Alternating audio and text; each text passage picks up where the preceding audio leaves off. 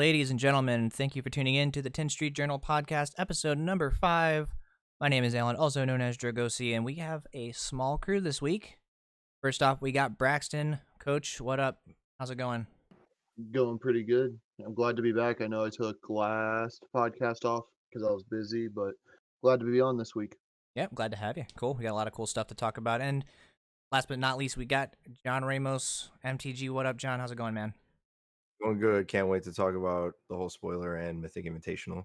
Yeah, we got some really cool things to talk about today. Before we get to that, do want to shout out our first sponsor. This podcast is brought to you by HE Games. They are a local game store here in the northern Chicagoland area.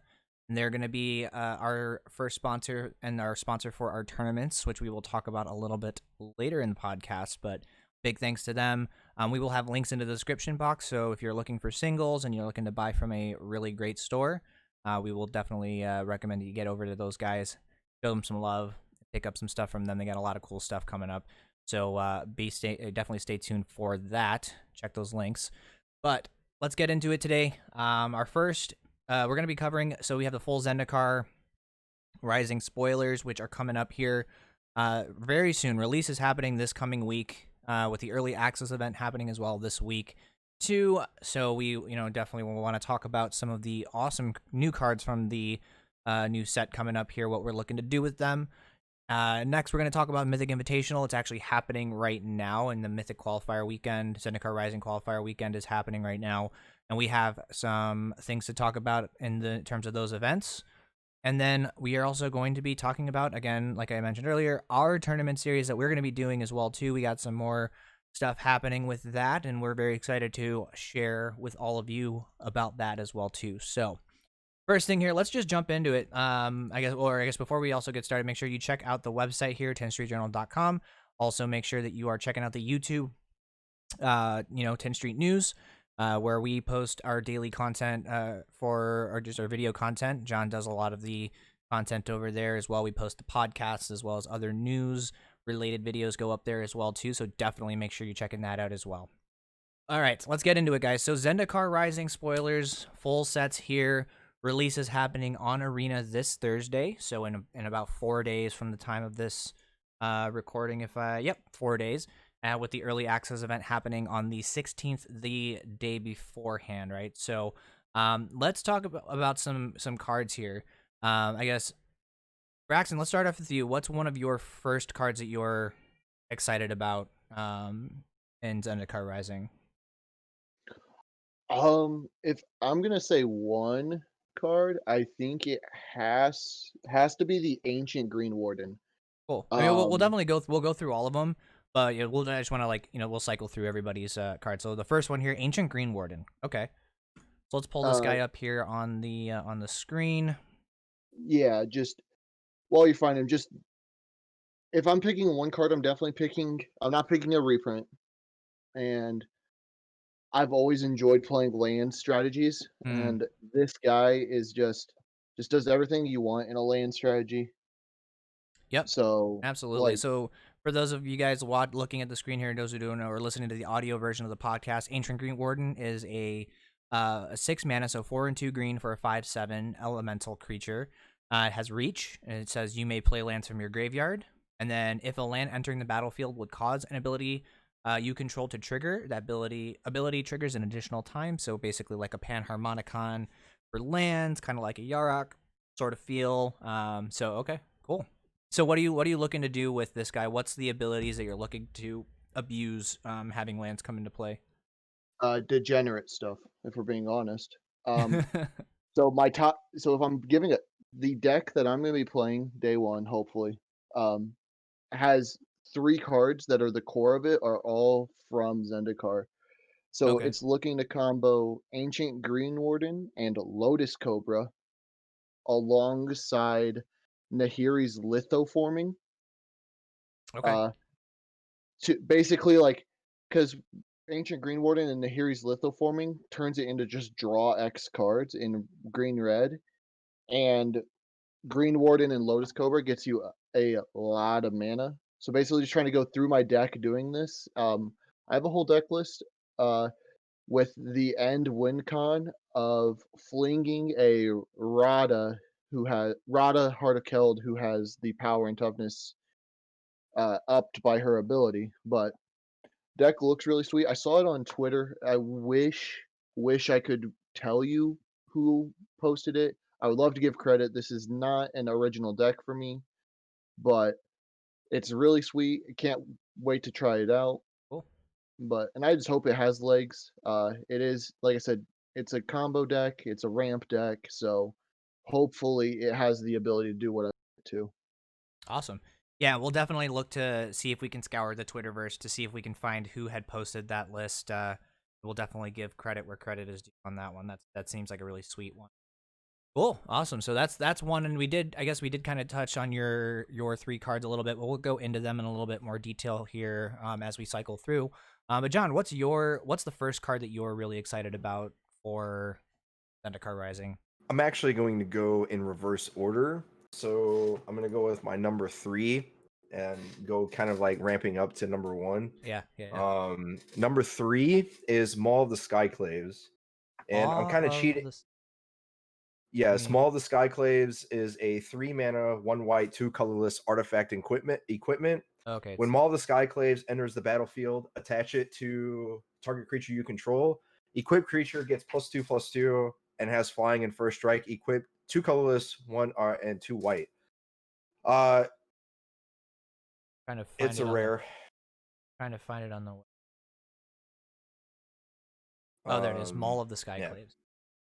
So I'm kind of cheating here and actually using Maul as of the Skyclaves and saying all of the equipment I think are good, but I think this is the best one of the set. And the reason why is because of I don't really care too much about the +2/+2 as much as the flying. So giving all of your 1-drops and 2-drops in the board, because Boros is going to be a deck. I just don't know what's going to be in it, but Maul is going to be in it, Nahiri is going to be in it, and along with Embercleave, and then your best 1 and 2 drops. But giving one of your 1 or 2 drops +2/+2 first strike is good, but giving it flying and you don't have to spend any investment other than casting the Maul, and it automatically attaches is what is so drawing to specifically this equipment. And then if you're able to give it the Embercleave and having Nahiri and all of those with this, the equipment is going to be very, very good. And this go around, and before the swords and all those where you have to actually spend 3 mana to cast, 3 mana to equip. This gets around that, and you're already having better creatures with your equipment. So this one I'm really excited for because I want to play with it to see if Boros is actually good enough this time around. And with Nahiri and the equipment and the good 1-drops that they have, I'm pretty sure that this is actually going to be good. So I'm really excited to play with the equipments and the Boros archetype for once. I can definitely see it being a really strong archetype for sure. Something, again, fairly consistent. And one of for example, one of the articles that was written on the website by one of our guys, Stormcrow, TS, he wrote kind of like jumping into like a new standard, like a post rotation or a new rotational standard.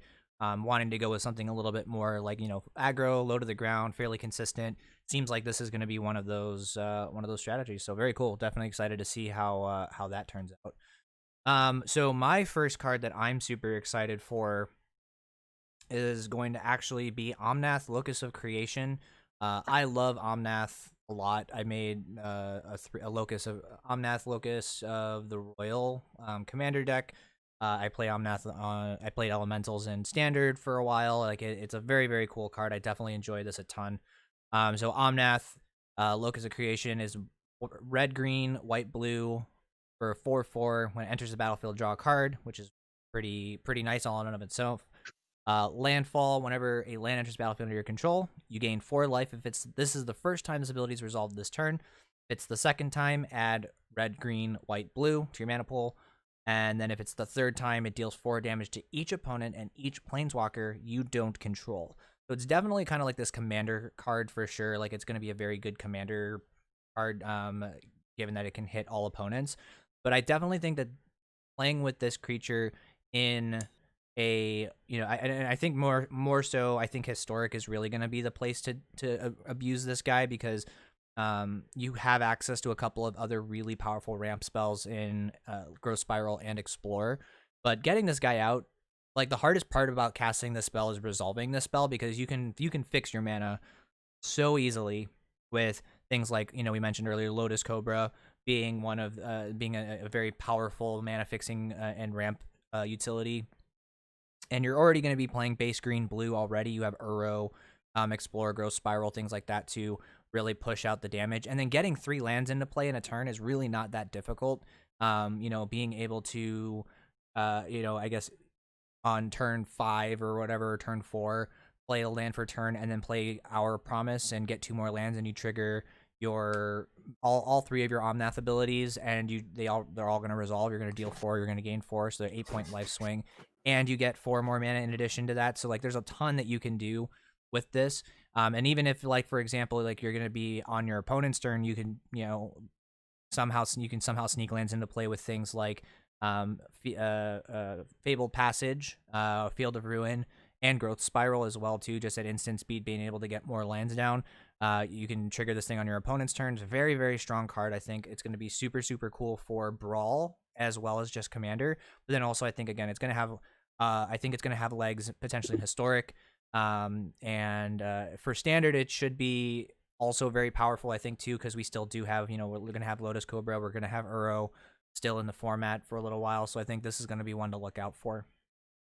This will be easy to cast. I Oh, already yeah. had made a list in standard with the triomes, and like getting all your colors is not going to be as hard as people think it will be. This will be easily cast. Yeah, I mean, our mana in this upcoming standard is going to be pretty darn good. So yeah, I mean, and we'll touch on that a little bit here, in a minute. But cool, yeah. So that's my first one. Braxton, what's your second one? What's your second card that you want to talk about?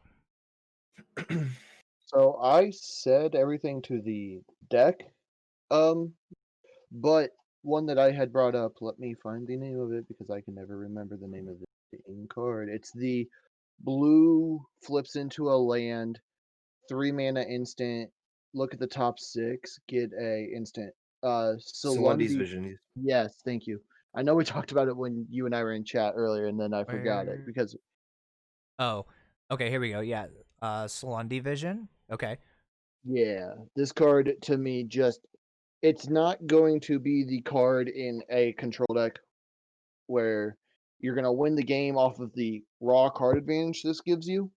However, looking 6 cards deep to find your sweeper, or like later in the game if your win con is spell based, Mm-hmm. which maybe it's possible to be a spell based win con, in which you do this and find it, or you can look 6 cards deep to find a counter spell. Just some of the stuff that this gives you the ability to do, is real key for me, I think, in this upcoming standard. Yeah, definitely. And I can even see some like really cool applications in, say, like, for example, Historic, right? With Approach of the Second Sun. If you, with this being an instant speed, like, you cast your first approach, on your next turn, you build on Vision and you find your approach.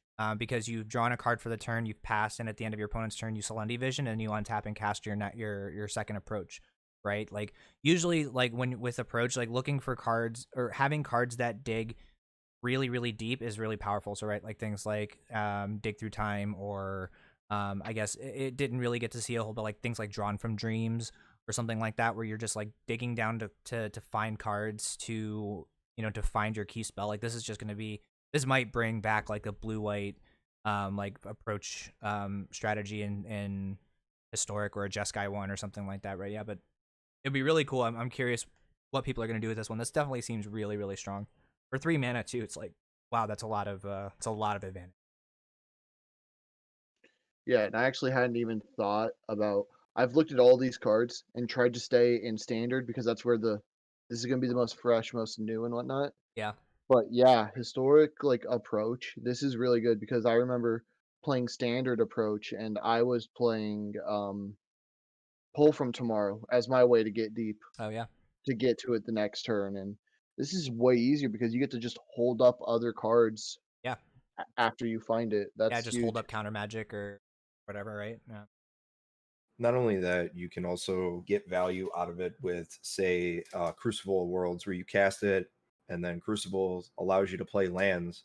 It doesn't say put a land into play. So when you cast this, since it's a land on the backfield, since it's out in the graveyard, it only matters if you're searching, where the front side only matters. So you can play this from the graveyard with Crucible Worlds. So that can also be a consideration in Historic specifically Yeah, that with all actually these is spell good. lands. Like, because a lot of times, like, you can get in spots in control decks where, like, or like mid-rangey decks where you just have to find a land. So, like, not having to give up a spell per se to find a land is huge because you just, like, play this, replace it, and then you just make it your land drop. That's actually I hadn't looked into the rules yet of these modal cards, these land Yeah. flip cards, but that's a huge ability. I'm looking. Oh, yeah. It looks like. So yeah, this was confirmed on Twitter by Matt Tabak from Wizards of the Coast. Someone asked about a question about the DFC modal cards from upcoming Zendikar Rising. Does Crucible Worlds allow you to play the land part of the card since it modifies how you can play lands? I understand that Splendid Reclamation wouldn't. Thanks. Yes, if you're playing a modal DFC or a modal dual face card from any zone, you can check the face you're playing to see if it's legal. Put into return to the battlefield is not playing the front playing front face only. So that would those would be playing front face only. But if it's something like you may you may play a land from your graveyard or you may play lands from your graveyard, so things like the Green Warden or yet like you mentioned Crucible of Worlds, yeah, it's gonna work. So that's actually a very powerful addition to potentially like some maybe like Sultai or some green blue base lands deck is gonna definitely want to look to play something like yeah, that's really powerful. Cool, good deal. John, what's your second card? My And second card is a Calm Hellhound. It's hey, the Step Links 2.0, one red creature elemental dog. Landfall. Whenever a land enters the battlefield under your control, a Calm Hellhound gets +2/+2 until end of turn. This is a 0/1 creature. Those who have been playing a long time, like myself, remember Step Links in the OG Zendikar. Same style creature, except it was white and it yep. was a cat instead of an elemental dog. I'm looking at Hellhound as the best one drop that we have seen since we'll say what was the best one drop? Like so the reason why I think Monastery this Swiftspear. is probably Swift Spear, and not just in red, but specifically red, and that's because you're dealing with this. You can this has a lot of combat trick synergies with not specific, I mean obviously with lands, but if you want to get this into combat Mm-hmm. with you know Scorching Spitter and a lot of other one drops that were just like 1/1s or 1/2s, you didn't really want to get them in combat. Hellhound you want to get in combat and it'll win most of the time. And it being a red one drop, which most of your, and we'll get into this later with the flip lands, most of those lands have red in them. So you can play this in almost any deck. And in Historic, it gets even better. You can play a more low to the ground aggro style strategy with Gruul. That's a landfall strategy, or even just Gruul Smash. You can play this in elementals where it's more green red base with the creeping Trailblazer that gives all elementals +1 or +1/+0, and also has some landfall with it with Risen Reef and the other Omnath, the Teamer Omnath. Mm-hmm. You can I want to try this in the Boros Feather deck that just posted to the site, where you're playing a lot of red one drops, and I don't have to play not as bad creatures like Kiln Fiend. I can play this instead, Yeah. and uh, and play a lot more low to the ground and give this +1/+1 counters and still be able to use the landfall ability to give it +2/+2. So this is my go-to one drop for aggro. This is why I'm excited to play with this in mono red, in Boros equipment, in Boros anything, in any aggro deck that's playing red, you're going to play this and you're going to play 4 of and you're going to be happy with it. And that's how good Step Links is. Unfortunately, the fetch lands aren't in, but you won't be upset with this playing with Fable Passage, Field of Ruin, Evolving Wilds if you have to, but even just having, hitting your land drops on time every turn and they're untapped basics or whatever, it's still a 2/3. So you want to get this in and have combat tricks and stuff like that. So I'm excited for Hellhound. What do you guys think about this guy? Yeah, I'm super I love excited. him. Yeah, he I seems think really sweet. I think the ability to be like the fact that a standard deck gets upsides from playing Evolving Wilds and gets benefit from just playing Fabled Passage in a turn where they're not going to get it is huge. I think that's real big because you figure that's 4 damage on turn 2. If you play either of those, that's real big for the deck, I think. Plus, just the fact that Evolving Wilds and Fabled Passage are essentially 2 lands for you means you draw less lands, which means you draw more gas, and in a mono red deck, that is very big also. Yeah, I'm looking in standard for this to be in the Gruul strategy. And shout out to Titan Smash MTG who posted a list that uses this Akum Hellhound with Migratory Greathound, uh the using the mutate creature to put lands into play. So you mutate onto this and then get a basic. So you're getting like a 5/7 or a 7/9 on turn 3 to attack for 7.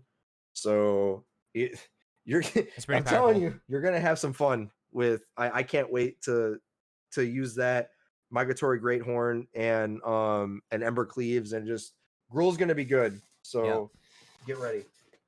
Yeah, that's pretty insane. That's really, really powerful. Yeah, very, very excited about it. Yeah, it's cool to see. Like, I think just in general, like this is the best. Like, I was thinking about to like what other one drop creatures. This is probably the best one drop creature that we've seen since Night of the Ebon Legion.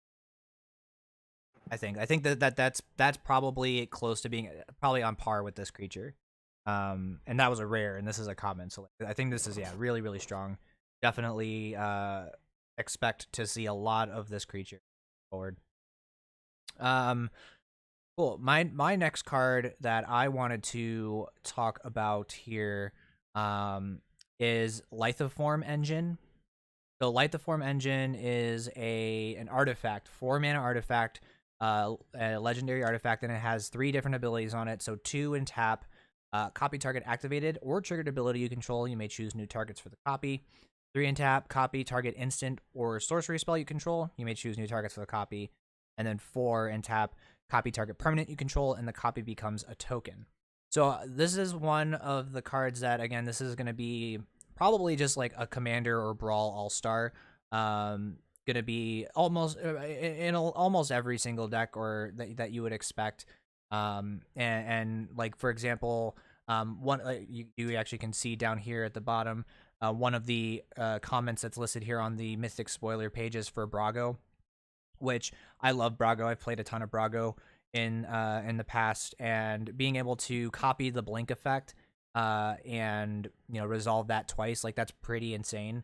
Also being able to do things with like Field of the Dead, making a whole bunch of zombies, copying like land searching abilities or different tutors, making copies of your big creatures to get in there with, like there's just a lot of versatility with this card, where I don't know that this is necessarily something that fits in standard per se, or even in historic. I think this is purely a multiplayer card. There could be some cool combos that you might be able to pull off with kind of like the copy the triggered or activated ability type deal, or maybe the spell.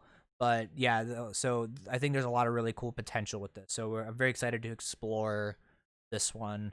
I don't know. Have you guys thought about anything with this card at all? I'm not too sure. I think costing 4 is a little steep, especially for something that comes into play and doesn't do anything on the turn it hits play, especially in standard. Um, Going rate for cards in standard and historic are, does it do anything the moment it hits play? Or if I untap with it, is it usually spell game over.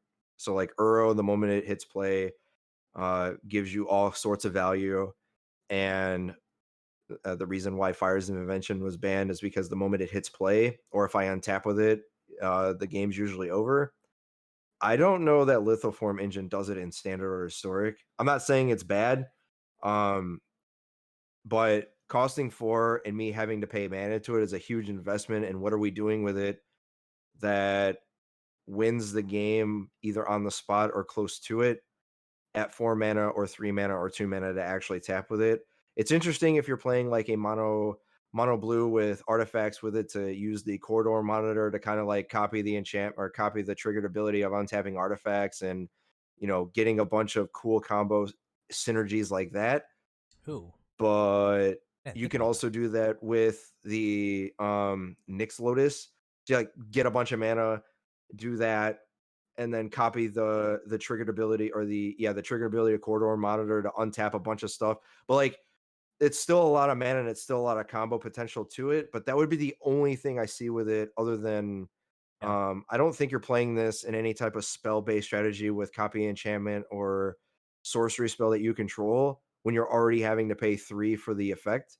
And then copying target permanent spell you control, 4 is a big ask for usually anything because now you have to double. It's basically paying a kicker cost and getting a copy of it. So yeah, I'm only looking at the 2, and I really don't.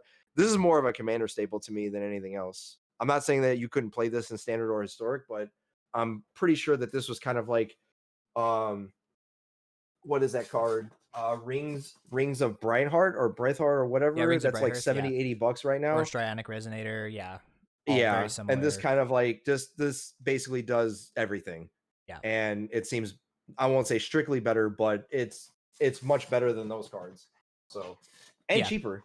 definitely. I didn't even think about that actually. We may not be able to play it now, but when we get cards from Kaladesh put back into the game, when we get Paradoxical Outcome, there may be a Oh, don't world start. No, there no, may no, be a no. world where we're basically playing like a build your own paradox engine with this and like corridor monitor. Like that's pretty insane actually if you think about it, right? Like triggers on the stack, like tapping this, copying a bunch of abilities, like as long as you have a way to generate your mana, like you could technically like go infinite, I suppose, with this and like corridor monitor.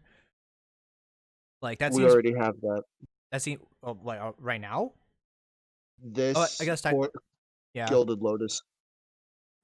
Well, you have it in standard already with the cards that we have. It's just really, really What's your difficult to It's get Sure. going. yeah, it's tricky Yeah. to get going, yeah. But I think like you need a payoff, like you need a really really good payoff, and like I think get doing something like Paradoxical Storm, like getting to play Storm again, would Oh be boy. pretty insane. So yeah, I think this is not a card right now for current existing standard. I'm probably gonna try to brew with it just to see what we can do. But I think it's something that once we hit Kaladesh and we get more of those artifacts back in and we get the payoffs, this is gonna be I think this could be a really strong card. So cool. Braxton, what's your third card that you wanted to showcase and talk about here today? It's definitely I've been kind of scrolling around because originally my top three were going to be those three from the deck I talked about, and then I said them all with my first one. Now I've been kind of scouring, trying to decide what I wanted my third one to be. I know what it is, and it's Nissa of Shadowed Bows. Is that how you say that last word? Yeah, I think so. Shadowed Okay. Bows, yeah. Yeah. 4 mana Planeswalker, 4 loyalty. I'll start with her abilities. +1, untap target land you control. You may have it become a 3/3 elemental creature with haste and menace till end of turn. Still a land. Neg 5, you may put a creature card with convert mana cost less than or equal to the number of lands you control onto the battlefield from your hand or graveyard with 2 +1/+1 counters on it. Um, just on base, these abilities are really nice. And can't forget the passive of landfall. Whenever a land enters battlefield, you put a loyalty counter on Nissa. So, like John and I were talking about it earlier, I think this Nissa is a better attacking, better aggressive Nissa strictly in combat than Nissa Who Shakes the World, just because the change in the keyword of menace versus vigilance. Yes, it's not going to be permanently a land, yet thankfully this isn't a mana doubler like Nissa Who Shakes the World. I couldn't stand Nissa. But you get some fun stuff, like you can play this on turn 5, play your land, ult, and reanimate a 5-drop, like, or drop a 5-drop into play. That's that's really huge. I think this card is very good. I think there just because of what it offers like it's its own win con and it's +1. It's neg 5. Uh just like the value you get out of like Pelucranos. You can like bring Pelucranos back and just fight down boards.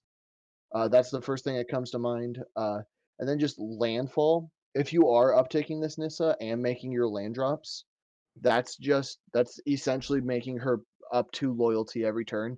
She won't be easy to kill unless you give up loyalty with a neg 5, I feel. Just because how quickly her loyalty can go up. But it's not Nissa Who Shakes the World impossible to beat, which I like. Yeah, I agree. One thing that that I was just thinking about kind of as you were talking about this. So like if you were to say like play this on 4 as an example, right? Like you play this on 4, you uptick your Nissa and you make a creature. Okay, or you make a land creature. Cool. On your next turn, you can play your land, uptick it to 6, -5, put in Terror of the Peaks, and then use that same 5 mana to then play another Terror or to place like a Pelucranos or like you were saying. So like this, I think Terror of the Peaks and Nissa feel like they kind of go hand in hand here, and so like maybe there's a world where like a Jund Monsters type deck becomes really really strong. Like I know that back in the original Theros block, kind of like Jund Monsters or it was either Jund or Gruul Monsters was like a really really strong deck back then. And I think that there's a lot of potential to make that happen now. Like the big kind of downside with Terror of the Peaks is that you had to invest a ton of mana into him to like you had to play him fairly late in the game to be able to really like effectively double spell to use his ability. So like, being able to say go turn 4 Nissa, turn 5 -5 to put him in, and then and then play another creature on top of that to effectively double spell is super strong. I'm looking just to be a Sultai pile with this because there's too many good green creatures right now in the mid range house, and the mana seems better to me. Mm. Where you're using Uro, you're using Elder Grogroth, and just these big dumb green, blue, black creatures that Nissa is just every time you keep playing lands, you up the loyalty and you just keep putting uh bigger creatures on and playing them from your hand or playing them from the graveyard or whatever. And the +1 is kind of like your you're like your secondary tertiary plan of getting loyalty on this planeswalker. I think it's a very very rare case that you're playing this on 4. I think you want to play this on 5. So I do like the idea of terror though. I didn't think about that, where you play this on tap with it, cast terror, and then -5 and put uh a 5-drop from your hand onto the You battlefield. could put Um or Elder yeah, Gargoth in Gargroth. play or something. Yeah, Um, you can put Peripheros. Um, Putting Croaks into play is huge. Like, Kroxa yeah, is he goes another. away, but that's 6 damage with the terror That's kind of line. insane because now you Kroxa and Terror. That's a lot of Croxa and damage. Terror, and they have to discard a card. Like, yeah, that That's seems oh dumb. boy, That seems really dumb. wow. Yeah, I'm really excited. Like, there was some who was it? Somebody had posted like a really sweet. Oh no, an Asian Avenger list that was posted on Goldfish. That was for just a Jund mid range deck for historic. It was a very very simple curve out with Cheval, Rada, um, Lucranos, things like that, right? Like I think this slots like very cleanly into that deck, and we get to play it in standard because there's just so many, like you were saying, powerhouse mid-range creatures. I also wonder too, if the mana is good enough to be able to cast something like an Omnath very quickly, is the mana good enough to be able to play 4 color and just omit white and just play, you get to play Uro and you get to play all like the terrors and stuff, like because the teamer version of like elementals was playing terror but also was playing Genesis Ultimatum, which kind of seemed like it was just like your very like your I win the game thing with terror. Like maybe we're not going that like quite that crazy, but like is the mana good enough to be able to say like splash blue for something like Uro? If you're gonna I'll, splash, if you're gonna splash a color, it's only gonna be for, you know, your mid-range strategy. Uro is the only card that I can see that you're splashing to stave off the early aggression so that you can Mm. get your combos off.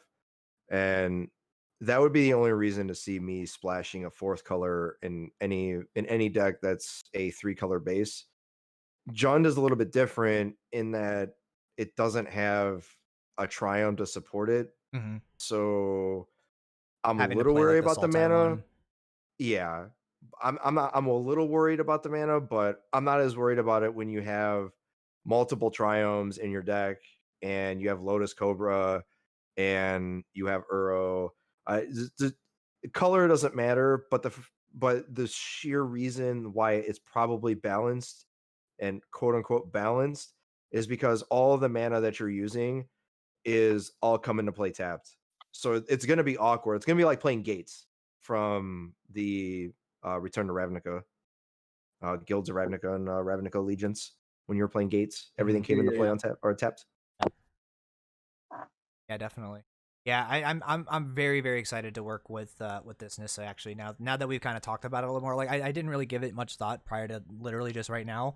I'm now super super excited to play this because I love Terror of the Peaks. I think that card is when I built a Jund deck in Historic before um even I think before Amonkhet even came out, right? So like, but before Amonkhet released, maybe even before Jumpstart released, and I was like, Terror of the Peaks won me so many games off of just playing things like Pelucranos and Cheval and like just getting value that way, and then it was insane. We played Elder Gargaroth in that deck too, and we just like dome people for 6. Like it was dumb.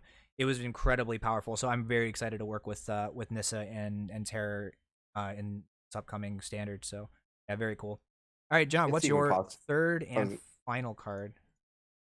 My third and final card, which is number 1, I can't wait to play with this, is Seagate Stormcaller. Seagate Stormcaller, 1 blue, 1 colorless, human wizard, kicker 5, or kicker 4, and 1 blue.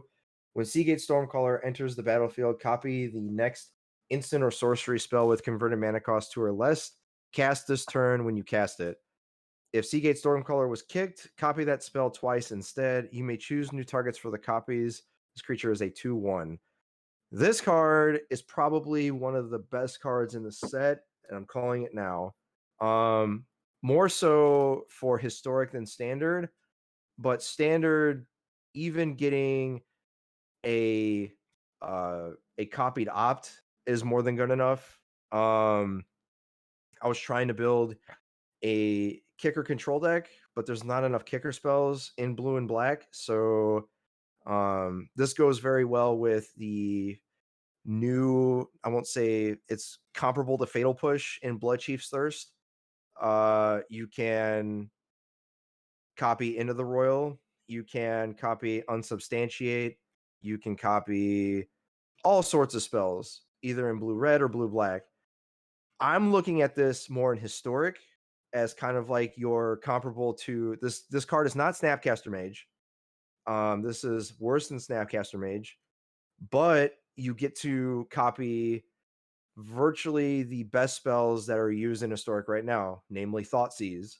So, and the mana is better, so you can play more than just blue black. You can play Grixis colors, you can play Esper colors, you can play Sultai colors, and copy Growth Spirals, copy Explorers, copy eliminates, copy agonizing remorses. So yeah, casting double spells for on turn 4 is not the greatest. However, you're able to get the same amount of value in the fact that you're copying a 2 mana spell, which essentially is 4 mana. And instead of drawing an extra card, you get to essentially get that second card already cast for you for free. So it's kind of like playing Cascade, except you're getting the same spell when you Cascade. And it's also a creature. So, and it's a wizard, which anybody who's playing with party mechanics, that'll matter.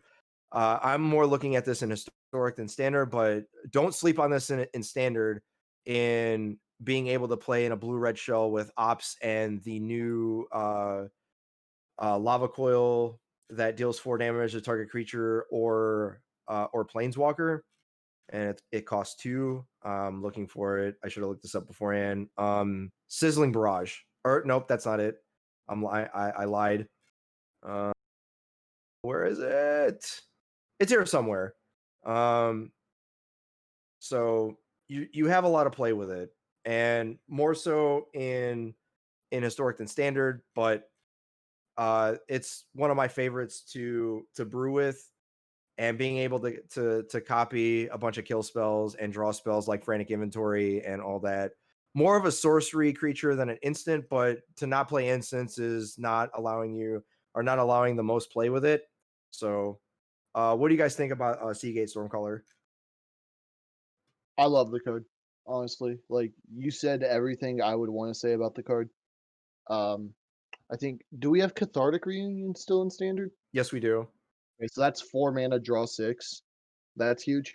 Village Rites, draw 4, and you Yeah, sack the Seagate Stormcaller, and you don't have to sack again. So you're drawing 4 cards for 2. Thundering Rebuke was the card, the 2 mana sorcery, deal 4 to target creature or planeswalker.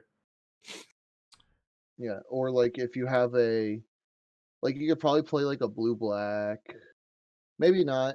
Maybe playing like blue black. Maybe a third color, and you play like the 1/1 for one that if it leaves your graveyard, it becomes a alongside some of these sacrifice value cards. Archfiend Vessel. Thank you. Yes, Yeah, but this like one's interesting. Really interesting. I'm trying to think of like I think you pretty much nailed it right on the head with like kind of it's the most powerful utility that it can bring, like doubling up Thought Seizes, doubling up Lemonade, or Heartless Act would be kind of nice. Claim the Firstborn. Claim the Firstborn would be kind of insane. It's not even nice. Got that card.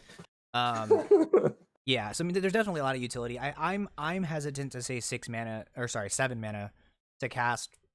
At best, 4 mana extra worth of spells is a lot, but I guess if you think about it, It's way too much. I it's don't a think the lot. kicker is going to be like, there's not very many 2 mana spells that you want to kick to draw. Like, say, for example, you got to pay 8 mana to draw 3 off of Opt. Like, is that going to win you the game? I don't think so. So I mean, I'm for what it's worth, more, I mean, yeah, it can be a good late game card, right? It can if you're ripping this off the top, when you're hellbent, right? Like most likely, this is a card that can help stabilize you. Being able to, like, again, like we were saying, bring back a couple pieces of removal to stabilize the board. Maybe there's something in white that makes sense. Maybe raise the alarm, like bringing back and playing 2 raise the alarms to stabilize the board that way. Like I don't know if that necessarily this would go in that particular deck, but there is something kind of interesting to think about that. And I think if you're playing a deck where their party mechanic is relevant, then maybe actually there is, because like raise the alarm makes they make soldiers, right? yes. Okay. And I mean, so maybe there's some instance where there's a spell that makes a thing that you want to cast, or that's going to like help contribute towards party, or something like maybe that makes some kind of sense. But yeah, I mean, this is definitely interesting. One thing that actually that I didn't think about that this is actually pretty good in, if you were to play Winota, right? Like it's a human, that you can get and put into play, um And I mean, you're probably not playing too many instants and sorceries, but you might have some like cheap removal to like a shock or something like that to be able to clear the way for your blockers. Maybe that's a reasonable use case for this, but yeah, I think it can be. I think it just on its face is 2 mana is Yeah, really I 2 mana can't is wait. I great. can't wait to. That's great. I wish it was 3 converted mana cost 3, Oh yeah, I mean but that'd be insane. I think it's fine at 2, and then you can still play kick spells with it. So Blood Chief's Thirst, you're able to kick the spell at 6, cast the kick spell, and then you're getting that value. You can Yeah, also kick into the royal, bounce your own Seagate Stormcaller with the copy, draw a card. and then draw cards, and then have it back in your hand, or just use Baron to reset it, draw a card. I mean, there's so many things you can do with it that I'm like, I understand it's a mid-range type of strategy, more controlling, but there's no way that this card doesn't see play, in that you're able to copy so many good 1 and 2 mana spells that it's so, it's like playing adventures also, Yeah, but you're getting double the adventures. So I don't know, I just can't wait to play with it. So yeah, yeah. This is a really exciting one. Um, Now, my third card, I had initially had one. I think I was going to say a rogue, Fury of Akum, oh boy, because that, taking more combats is kind of dope and kind of powerful. And then I was looking through, and then I saw Null Priest of Oblivion, and that also seemed really, really powerful for like 6 mana reanimate a thing. Seems really, really good. But then I scrolled down a little bit further and I found Valakut Exploration.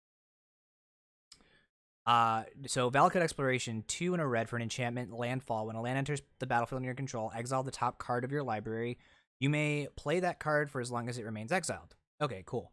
At the beginning of your end step, if there are cards exiled with Valakut Exploration, put them into their owner's graveyard. Then Valakut Exploration deals damage, or that much damage, to each opponent. So if you are playing this, it's kind of like it's the Valakut land, kind of in a sense, where it's directly dealing damage to an opponent. But if you can find ways to ramp and to throw multiple lands into play, maybe there's some kind of like teamer strategy or something that's like you're just ramping in, and mainly probably in historic, but like you're just ramping super hard, just throwing a ton of lands into play. You're playing like 31, 32 lands or something like that, and just you dome your opponent for 10 or something and close the game out that way or something crazy, right? Like this feels like there's a lot of payoff for just wanting to ramp, and historic there's a lot of opportunity for that. So I'm kind of intrigued by this card. I first had misread this card and thought it was deal damage equal to the CMC of the exiled cards to an opponent, which would be insane because I think then that that'd slots be into too like good. big red, which I love big red. But I still think that there's a lot of cool potential with this one.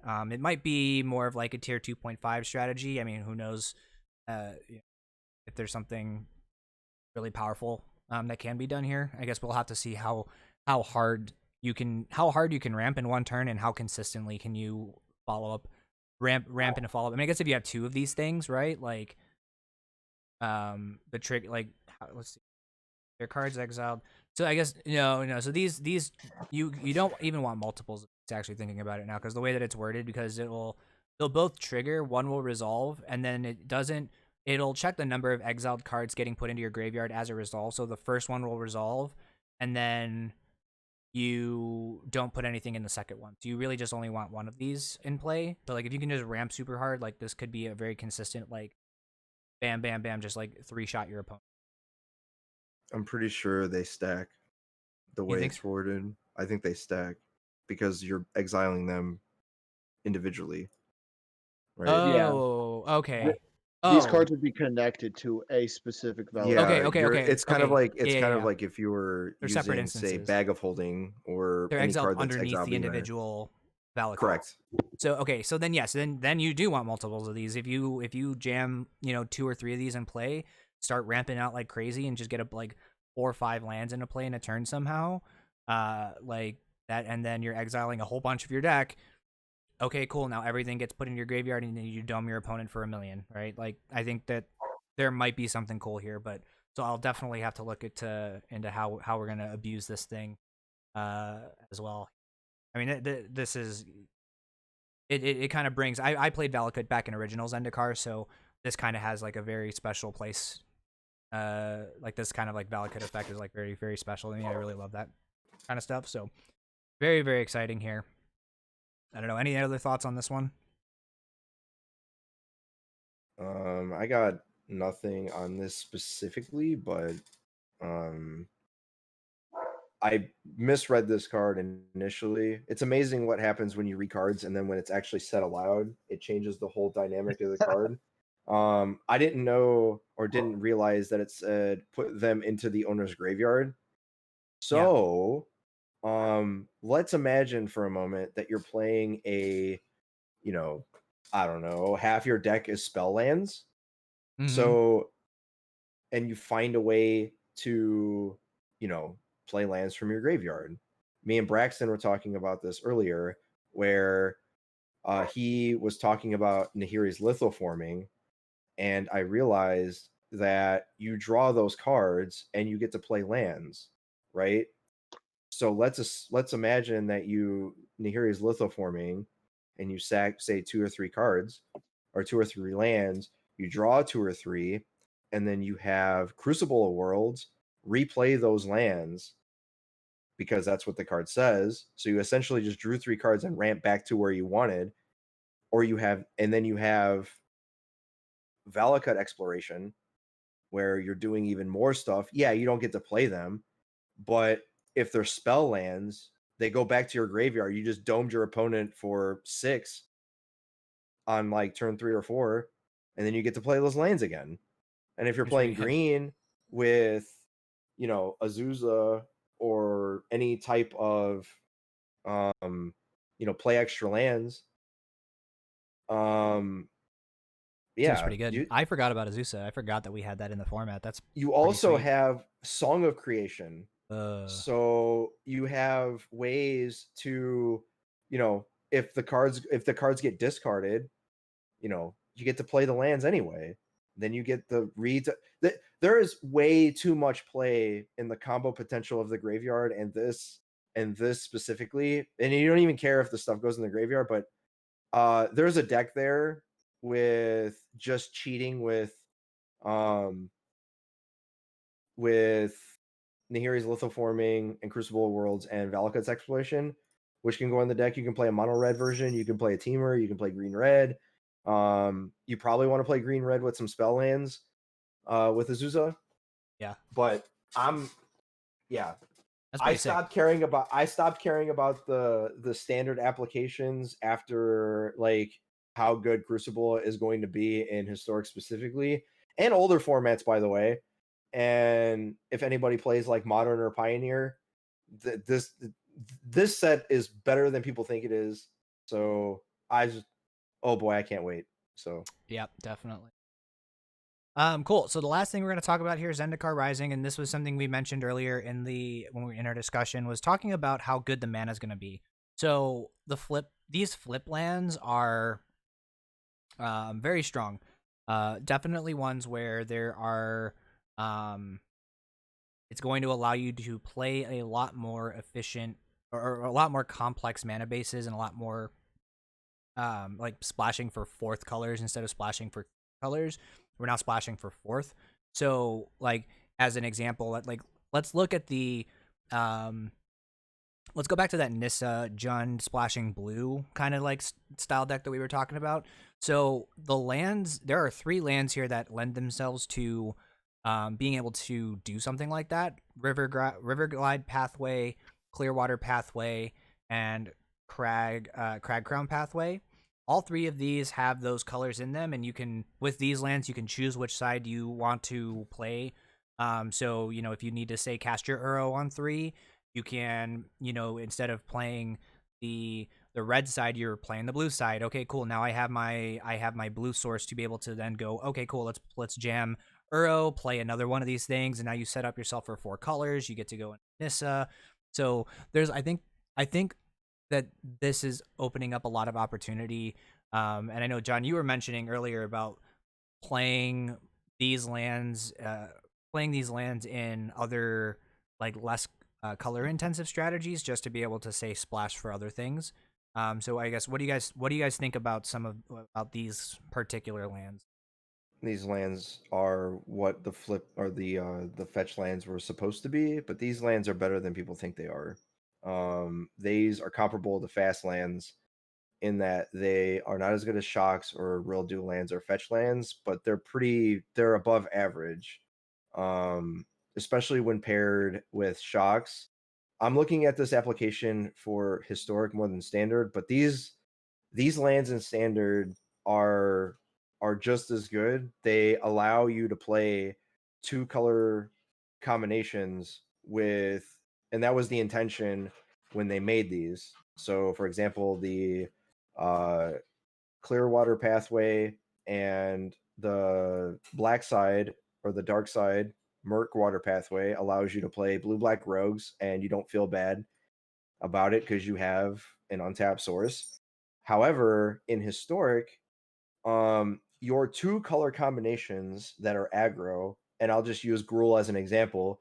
We all know so many times in standard, especially even the standard that just happened, um, where the mana was so bad and you had to make concessions where, well, my mana is too bad because I can't play a turn 1 red or green 1 drop consistently, or I have the mana but I can't play my Pel Collector on turn 1 or my Adventure Lovestruck Beast on turn 1 because I have, you know, Fable Passage and a Temple in my hand. Well, with these lands, in Historic specifically, you can play just 20 lands, and that would be 4 flip lands, 4 shocks, and then 6 forests and 6 mountains.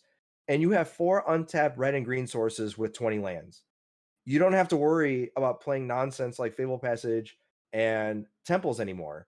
And then if you want 17 green sources and red sources for your double colored, you know, we'll just say the double green spell creature from Zendikar, the new one, Kazandu Monmouth or Mammoth, that's 2 green, 1 colorless. You need to cast your spells or cast it if you're playing 4 of them, 17 untapped green sources on turn 3. Well, with 6 forests, 6 mountains, 4 flip lands, 4 shocks, and 3 check lands, you will have that, and you don't have to make any concessions when you're playing Gruul. Your mana is good enough, and you're able to play. And this is just in for Gruul. I'm just using it as an example, where your mana isn't trash, and you don't have to play as many, and you can play 23, 24 lands and have all of the sources you need, and you don't have to make concessions. That's how good these lands are. Yeah, it's pretty insane. Like so I'm curious as to why Wizards decided they wanted to particularly print these, because I feel like and I've heard this multiple times. They said that they would never print a strictly better basic land, but basically that's what these are. These are just strictly better basics. Um, to an extent, I mean, like they don't have like the basic land typing, which I guess is kind of their balance, but like these are effectively in a format where you don't really have, multiple fetch lands to be, digging up lands anyways. Like these are just strictly better basic lands. And at the same time, like they were Wizards back in the cons block, when they reprinted the ally fetch lands.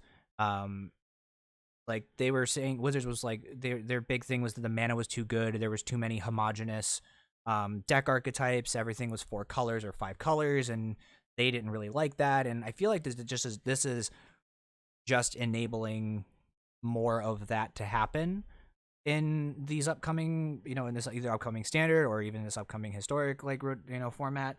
Um, or even like let's go back even a little further. Things like where, um, Pioneer talk about modern, like these lands and maybe because they're not fetchable, and that maybe that's reason enough to not like that it may keep some of that in check, for some things like modern, and back, but like these just feel way powerful. Like there are some reasons to not play or to play these basically over most of your basic lands or a lot of your basic lands, um, but like it's in this kind of particular format, especially for something like standard.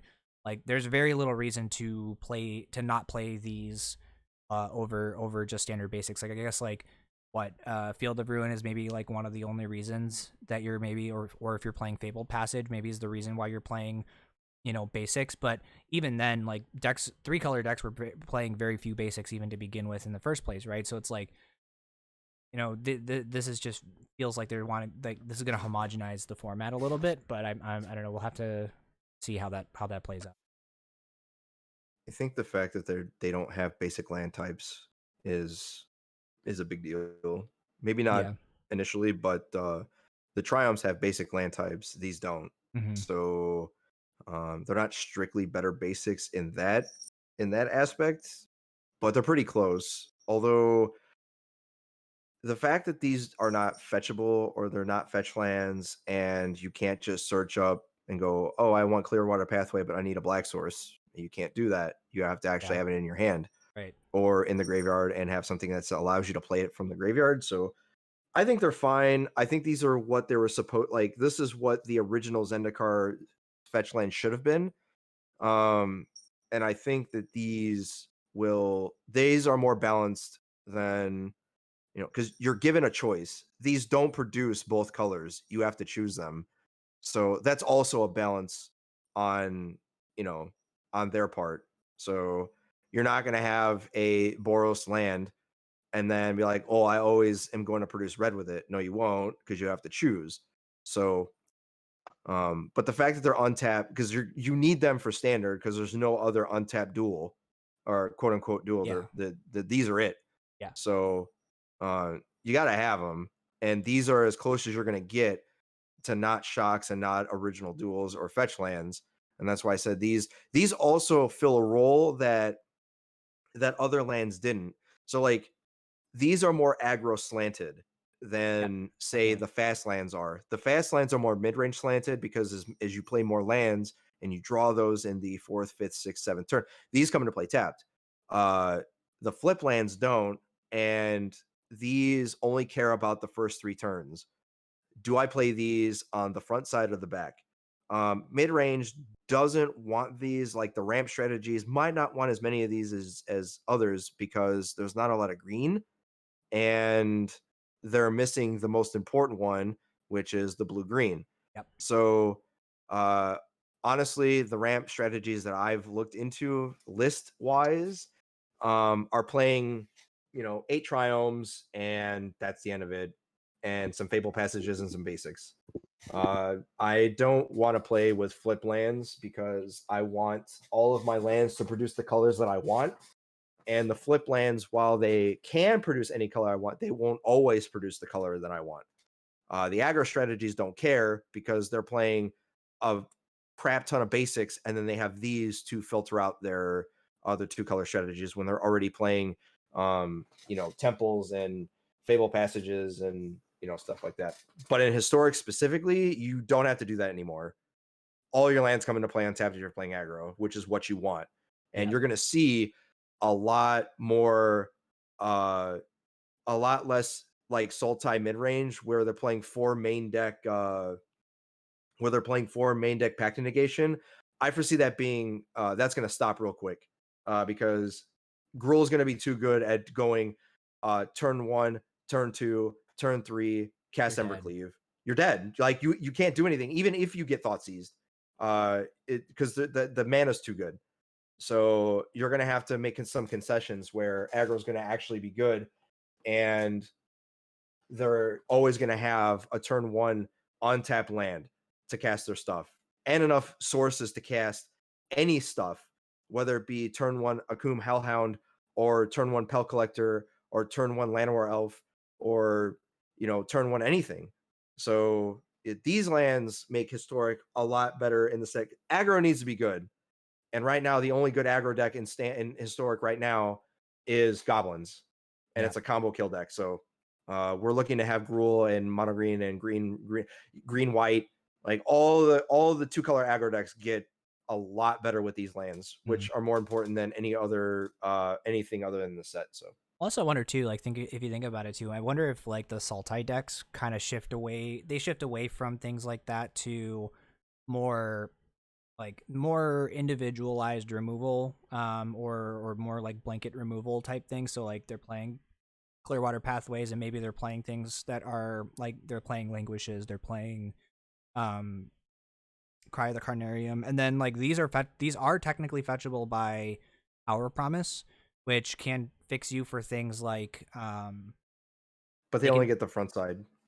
Oh, I guess that's true. You only get the front side with Yeah. that. That's fair. Yeah. Well, I mean these are definitely gonna be players. Expect to save up for your wild cards for these lands because you're gonna need them. They're very powerful. 250 gem, 225,000 gems. I'm good. $250. I'm good. So yeah. Yeah. Expect to see these. Cool. So any last thoughts on Zendikar Rising? I'm excited. I'm pumped. Cool. So as one thing to note here, I know that so release for this is on Thursday. Wednesday is the early access event. I know I'm participating in that. I believe Shinogi is going to be potentially participating in that. He may not be streaming it, since I think he does have like school and stuff, and potentially work, but he might stream it a little bit later in the evening. I'm probably going to be streaming it throughout the day. And there will be others. We'll get a full schedule of everybody who's participating in those. You can drop by, check out the streams for those. So any recommendations on decks you want to see played or cards you want to see built around, throw those on the Twitter. Drop them in the comments below. We'll make that happen on those streams on Wednesday. Cool. Next thing here we're gonna move into is Mythic Invitational happening this weekend, and the Zendikar Rising qualifier weekend happening now. And so we want to touch on this because it's very, very important for the historic format. As John and I both really heavily play historic. Braxton, he plays both as well. But I think this is very important for the health of the format to understand where we're at and what's potentially coming up here. And there's a lot of cards there's a few cards that people have been calling for bans for kind of very early or kind of for a little while now. And I think that having these Mythic Invitational numbers kind of helps solidify those cries for action from Wizards. So let's kind of break it down here. So first off, yesterday, the 10th, the 10th Invitational, I don't know why they put it why it shows the date as the 10th. Unless those were actually the days of the Invitational and I'm just blanking. I thought that those were on the weekends, but we have both of the kind of the lists and the metagame breakdowns for the Invitational. So the first day, day one, goblins, mono red goblins was the 33%, almost 34% of the field. There's another mono or black red goblins. Where is that? Is that on here? Why is that not on here? Rakdos goblins. Am I missing it? What are you looking at? I'm looking at the MTG Goldfish page there, for showing all the deck lists for. I guess maybe not. Maybe either sacrifice, ban control, salt. What is this other category? Jund. There should be Rakdos. It wasn't that.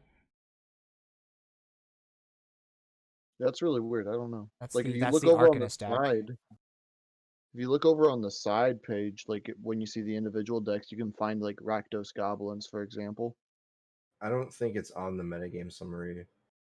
which is weird. Yeah, that is really weird. So the meta breakdown that they posted on the Twitter between mono red and Rakdos goblins effectively was about 50% of the field, maybe a little bit more.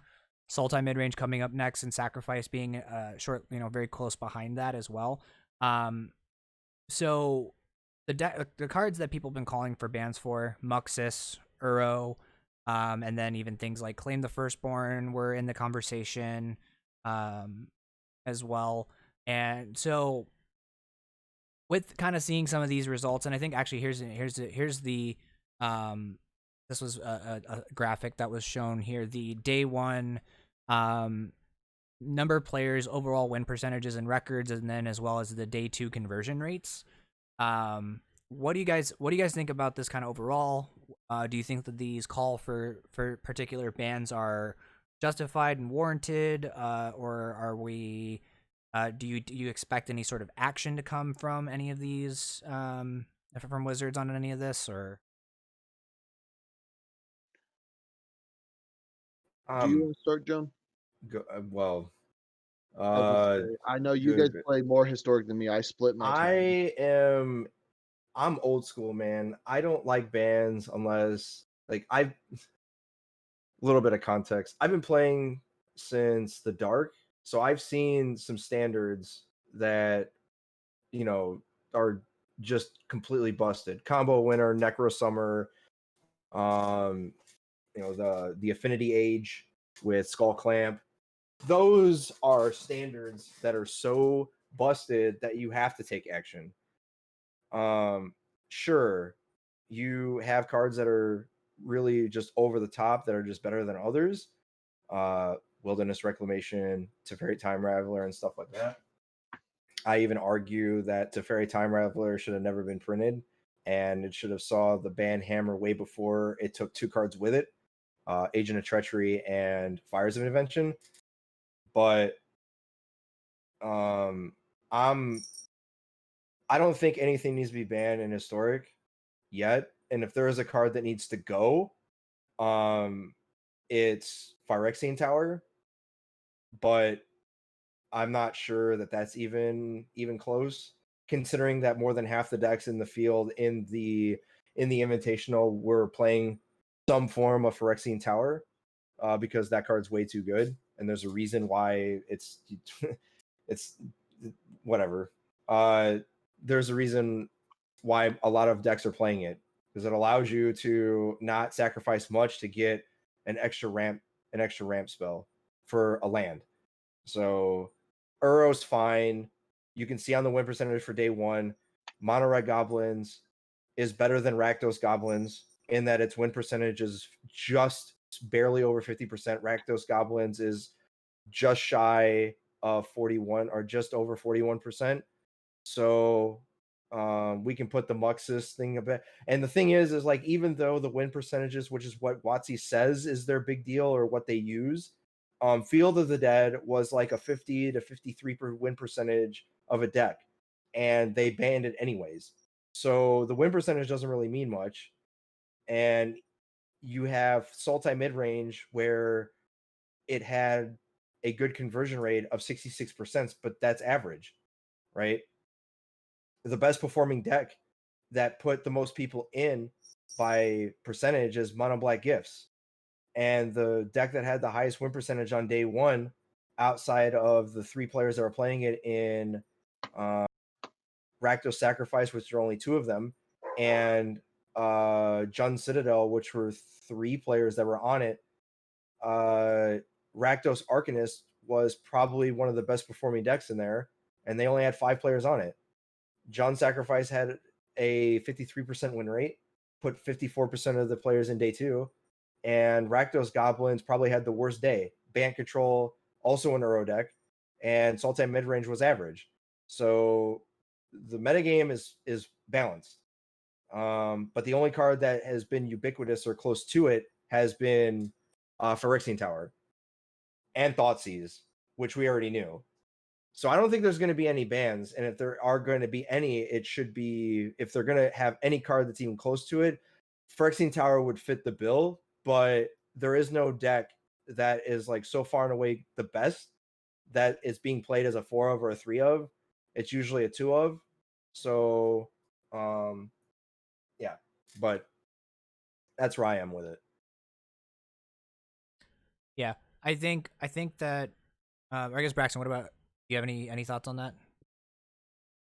looking over some of the stuff, I am going to agree to disagree, John. Yes, like there are some numbers that are uh like low, like you know, I think like there's more to look at with these like win percentages. A big one they use that's not always like shown is game one win percentage. I know that's huge in bands, and they don't necessarily show that right now. I don't know where you have to look to find those kinds of numbers, but I know that's huge on bannings. I think when Yeah, they look at not just win rates, but that's a big part. They it's also look at matchup percentages and yeah, but they usually use MTGO results because Arena is just they don't they a weren't using ladder. that. They were correct. They were using multiple different metrics for it, but they also take into account, the type of gameplay, like the reasoning for banning Cauldron Familiar and Field got the same treatment where it's like it makes for bad gameplay or frustrating gameplay. Hmm.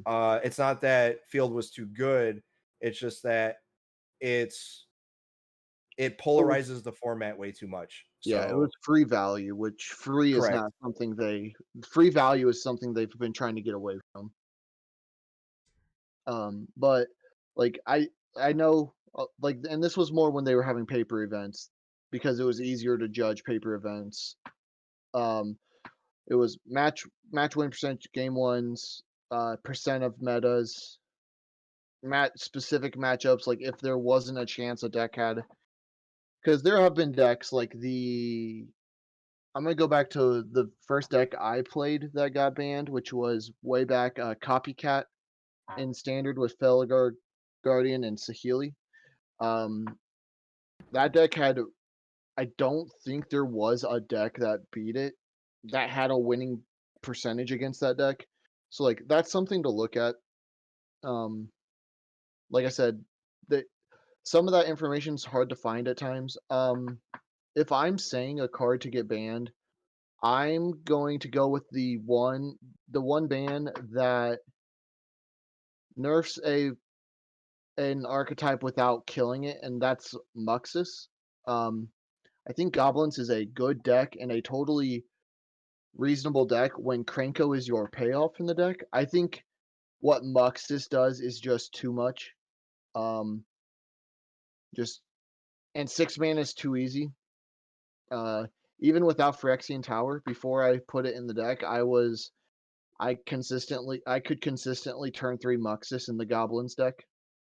So I think I think that's my card to go because then the Goblins deck is a Krenko based deck, which is more akin to older formats Goblins pre Muxus, and I think that's a spot I would want to be in. Is just this get Muxus out, let it be a traditional Goblins deck, see if it's still good.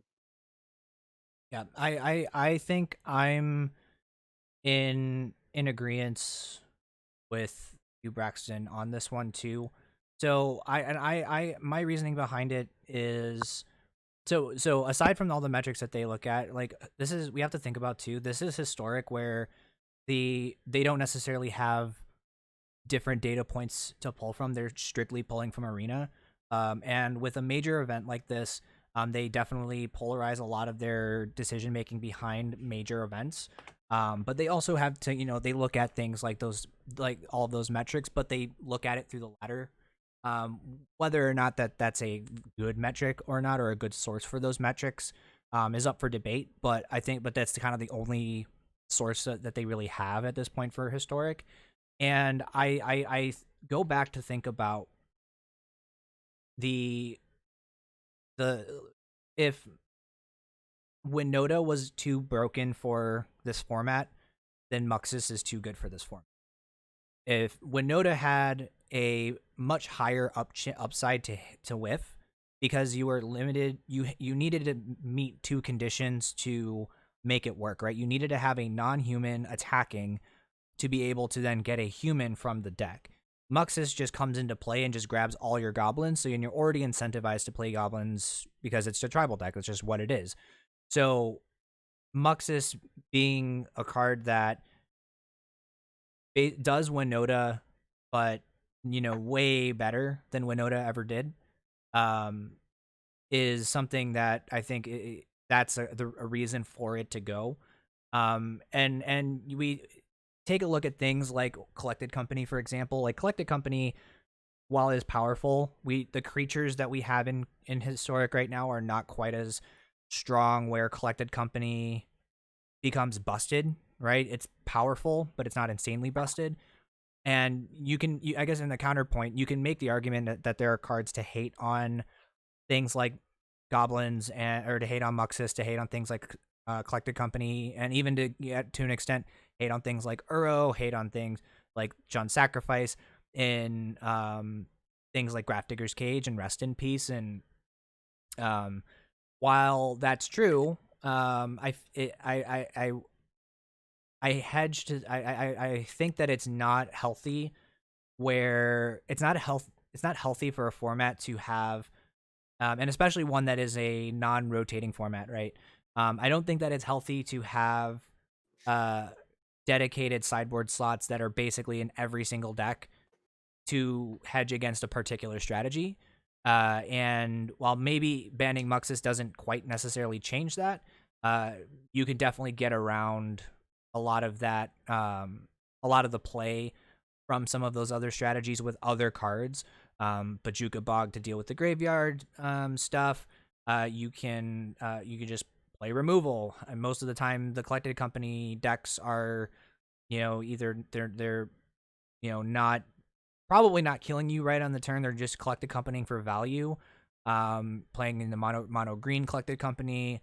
There's very rarely a time where you were just killing them straight out with Collected Company. I shouldn't say rarely, but there were definitely times where you just Collected Company for value to just either stabilize a board or to build a board presence. Just playing some amount of removal.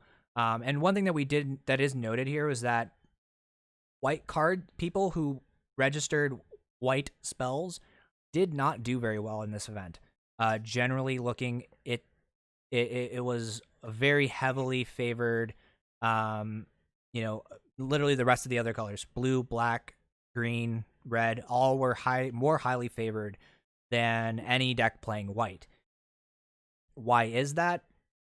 I don't know. The deck's not good. White. I mean, yeah. Well, there's a lot of not really great cards in white for kind of what the meta is calling for right now, and I think that is something that needs to kind of be addressed for the kind of the health of the format. Like, while yes, there's a decent amount of variation, I guess, in some of the in the meta, I guess you could say, it's still something where, like, I don't want to feel shoehorned into particularly playing a couple of different decks, and I don't want to feel shoehorned into playing a couple of sideboard answers to deal with a deck, a particular strategy. So I know that's my take for it. I think that we'll have to see how the format shakes up after Zendikar Rising comes, whether or not Sultai or Uro becomes a little bit too strong with inclusions like Lotus Cobra and whatnot. But I think that, yeah, at the very, very least, Muxus needs to go.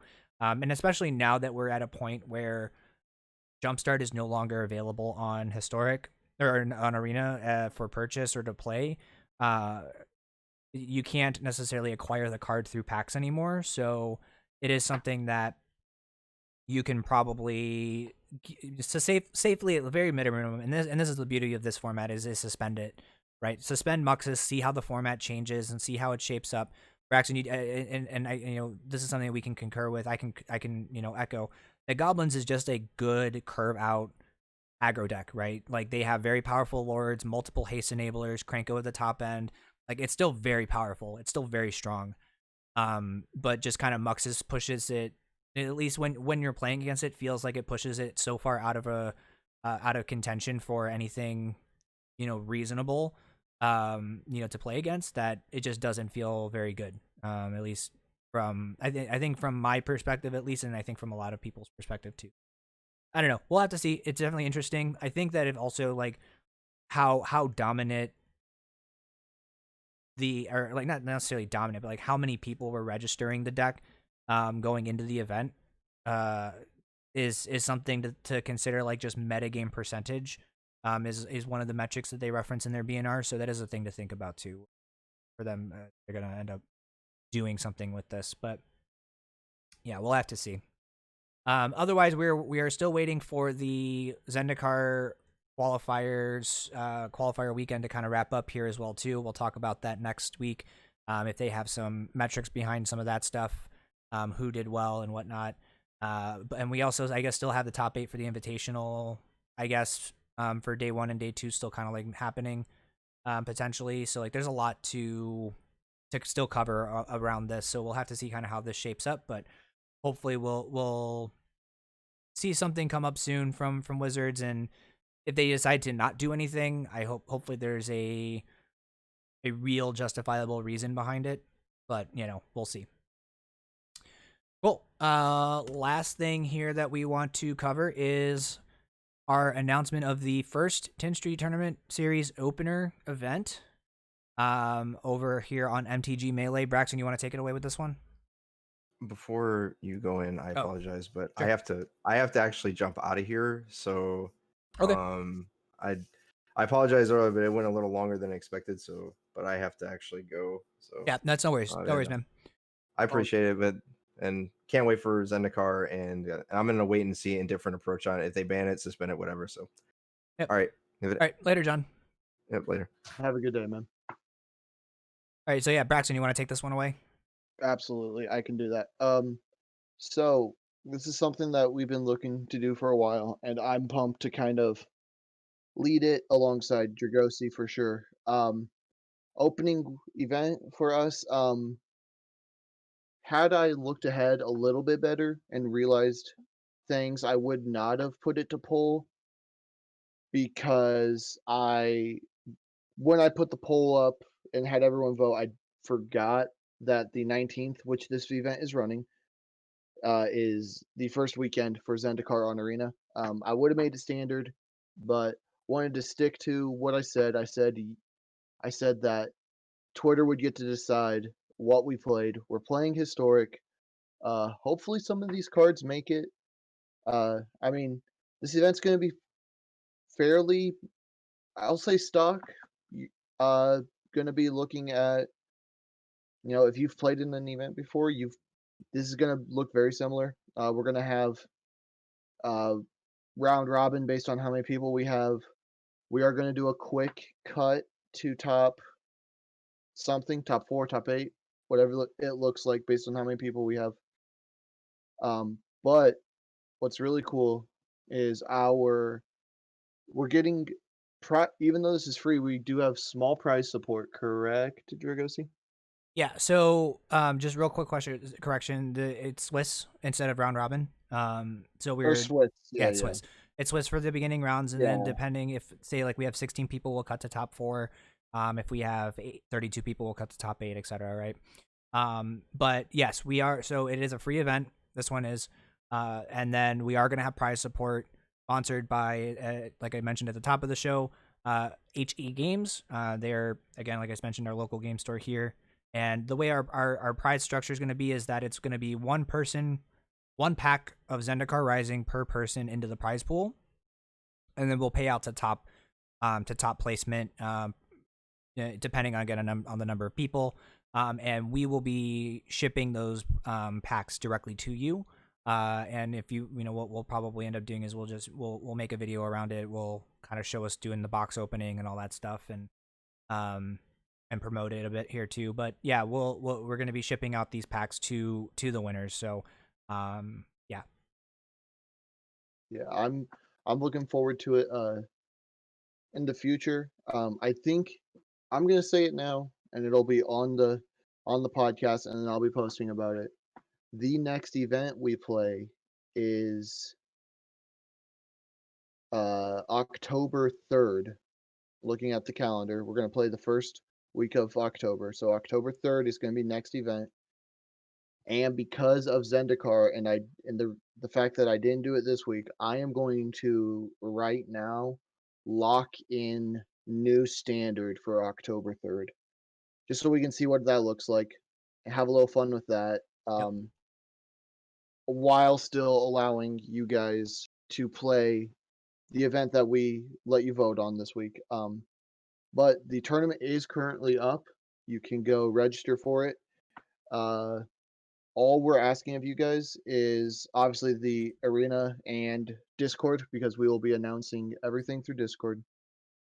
So I Yep. think that's just the easiest way for us. We're gonna have a Discord link for you guys to come join. Anyone who's interested and joins, let as many people as you know that we are playing. The more people, more prizes, more fun, and more Yep. people, more fun for that matter. Yep. And for what it's worth, so we did mention that this first event is going to be free for everybody to sign up and join for, and you're all going to be eligible to get those prizes. If you visit the MTG Melee tournament page, there is a link for the Discord, our Patreon, as well as our Twitter up on here as well too, so you guys can definitely come in and check that out. But all the rules around deck list submissions and check-ins, how pairings are done, and how you play out your matches, things like that, as well as our schedule is going to be on here. I will touch on that the tournament registration will end at 10 a.m. the day of the event. Decklist submissions need to be in by 10:30 CST, so the half hour later they need to be in.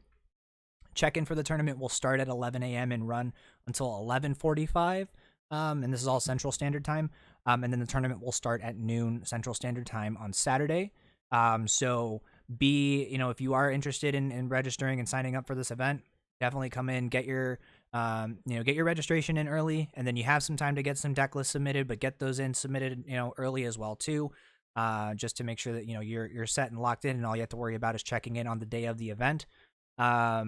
Otherwise, we are going to be streaming the event. We are going to be doing feature matches.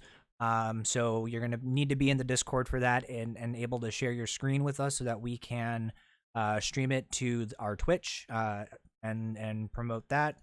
And then kind of the last thing here to notate that we to help us move along and either providing better content, providing more tournaments and better prize support and things like that.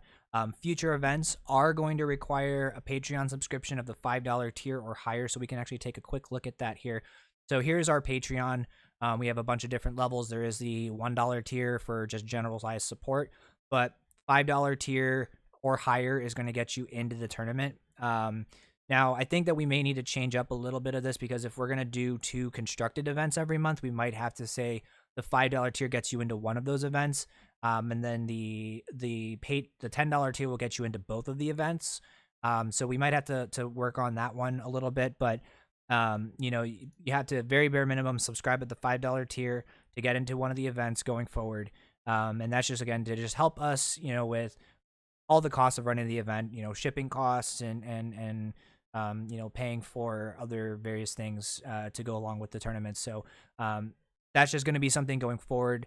But either way, this does really, again, help all of us here at 10th Street Journal, help keep the lights on, keep things running smoothly, and making better content and pushing out better tournaments and stuff for you guys. So just keep that in mind.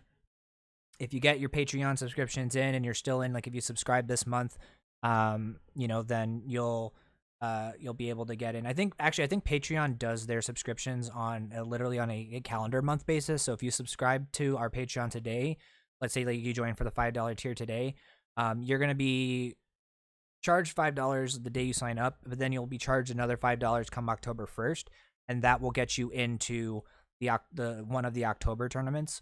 But we'll give you some more clarity kind of around that as we get a little bit closer. Our initial idea was that we were going to be doing a secondary free tournament that was going to be more casual, like Brawl or something like that, a singleton format, but we may end up just doing 2 constructed events and throw in a Brawler casual free event every now and again. So we'll stay tuned for that information. We'll get you guys that here as soon as we kind of figure out what we're doing with that one. But yeah, so that's our tournament. We're very excited to do this for you guys. So definitely spread the word, let everybody know what's going on with this, and sign up, come register. And we already have a couple people signed up. already, which is exciting. So yeah, let everyone know. As for upcoming stuff for this week, I don't quite know what I think some of our focus this week for articles and video content is going to be around Zendikar Rising, so just definitely stay tuned for a lot of that stuff. Braxton, anything that I missed here or anything that you want to touch on here real fast? I think you've hit everything. Definitely looking forward to just everything coming up. Zendikar tournament. Just everything's looking up right now and looking fun. Yep, definitely. Cool. All right. Well, then I think that wraps it up for us here today. Thank you guys so much for tuning in and listening to the 10th Street Journal podcast. Drop us a comment down below. Let us know your thoughts on Zendikar Rising, the Mythic Invitational. What do you think? If should anything be banned in historic? And then we'll have a link for the mtg.melee page for the tournament down in the description as well. Definitely come hang out, sign up for it, join the Discord, consider subscribing to Patreon. Helps us out a whole bunch. Drop a subscription and a like on this video here on the YouTube. Otherwise, thank you guys again so much for watching. My name is Alan, also known as Jagosi, and we have Braxton here as well too, and from John, who had to peace out a little bit earlier. But thank you guys. We will see you guys in the next one.